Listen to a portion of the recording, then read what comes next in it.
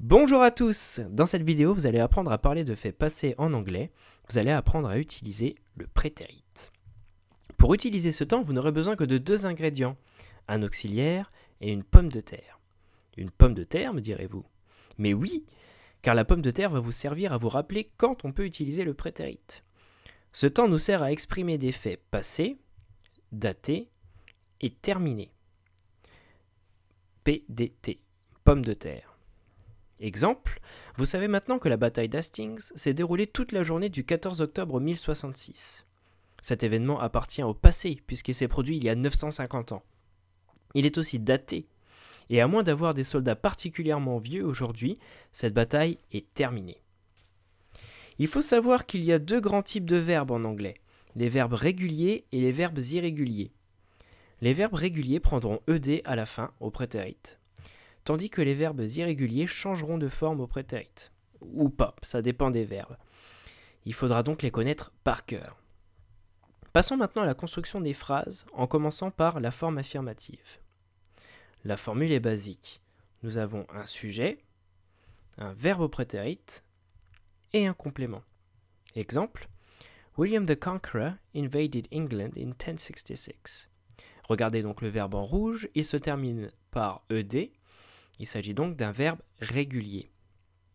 Deuxième exemple, William the Conqueror became the new king of England. Ici, le verbe en rouge ne se termine pas par ed. C'est un verbe irrégulier. C'est la forme prétérit de become qui veut dire devenir. Guillaume le Conquérant est devenu le nouveau roi d'Angleterre. Passons maintenant à la forme négative, et c'est là qu'il faut sortir notre deuxième ingrédient. Ici devant votre écran, vous avez répondu l'auxiliaire, ça signifie que vous suivez, et c'est cool. Tout comme l'auxiliaire du présent simple est do, l'auxiliaire du prétérit est son équivalent au prétérit, c'est-à-dire did.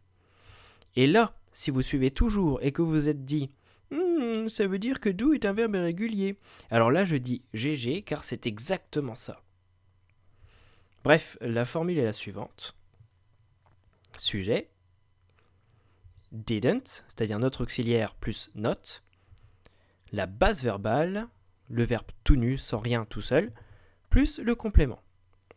Exemple, Harold didn't win the Battle of Hastings.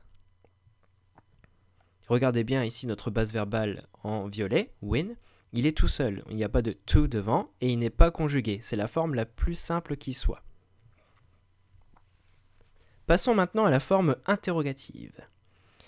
Comme pour chaque question, en anglais, on effectue une inversion sujet-verbe, enfin plutôt une inversion sujet-auxiliaire. Alors notre question peut commencer par un mot interrogatif en WH, comme pour les questions who, where, why, when, what, how, suivi d'un auxiliaire, notre auxiliaire toujours, did, plus un sujet, seulement là la base verbale, donc notre verbe tout nu, et le complément. N'oubliez pas de mettre le point d'interrogation à la fin de votre phrase.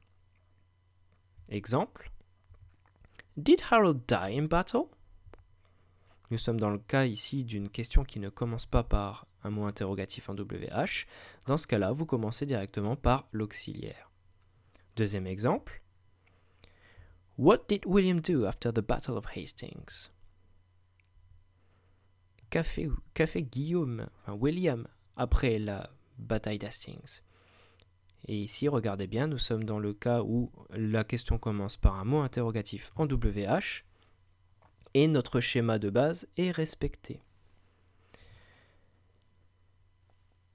Petite remarque, be peut aussi être un auxiliaire du prétérit. Il sera alors sous sa forme prétérit, c'est-à-dire was pour les sujets singuliers et were pour les sujets pluriels. Car oui, be est aussi un verbe irrégulier. Par exemple, Was Harold king of England? Harold est un sujet singulier, puisqu'on peut remplacer par he. Donc ici l'auxiliaire sera was. Et ça veut dire, est-ce que Harold était roi d'Angleterre? Deuxième exemple, Were the Norman soldiers noblemen? Ici, le sujet Norman soldiers est pluriel. Du coup, on emploiera were. Et ça veut dire, est-ce que les soldats normands étaient des gens nobles? Voilà.